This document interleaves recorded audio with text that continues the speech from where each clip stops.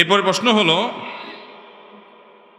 বর্তমানে গ্রামে দেখা যায় অনেকেই গরুর মল অর্থাৎ গোবর দিয়ে লাকড়ি বানায়। ইসলামের দৃষ্টিতে এগুলো করা যাবে কিনা? গরুর মল অর্থাৎ গোবর, এটা দিয়ে যদি লাকড়ি বানান, এটা শুকিয়ে যখন যায়, এটা দিয়ে ভাত তরকারি রান্না করে খেতে কোনো অসুবিধা নাই। আমরা অনেকে এটা নিয়ে হেজিটেশনে ভুগি যে এটা এই গোবর শুকিয়ে সেটাকে লাকড়ি বানিয়ে জ্বালানি বানিয়ে সেটা দিয়ে আমরা ভাত তরকারি রান্না করলে খাওয়া যায় হবে কিনা। যেহেতু এই গোবর এটাকে আপনি আগুন জ্বালানোর কাজে ব্যয় করছেন, খাবারের মধ্যে এটা গিয়ে আর মিশছে না, অতএব এটা মৌলিকভাবে নাপাক হওয়া হলেও সেটা আপনার এই খাবারের হারাম হওয়ার কোনো কারণ থাকবে না।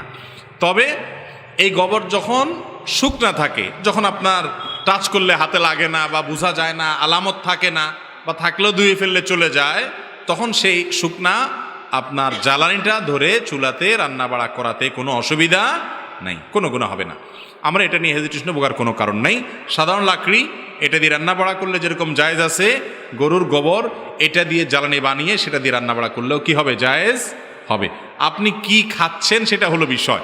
আপনার পাতিলে যে রান্নাটা হচ্ছে সেটা হালাল নাকি হারাম, ওইটা কোন উপার্জন দিয়ে করেছেন সেটা হলো বিষয়। জ্বালানিটা এটা যদি নাপাক হয়, তারপরেও আপনার শুকায় গেছে, আপনি সেটাকে জ্বালানি হিসেবে ব্যবহার করছেন, তাতে কোনো অসুবিধা হবে না ইনশাআল্লাহ।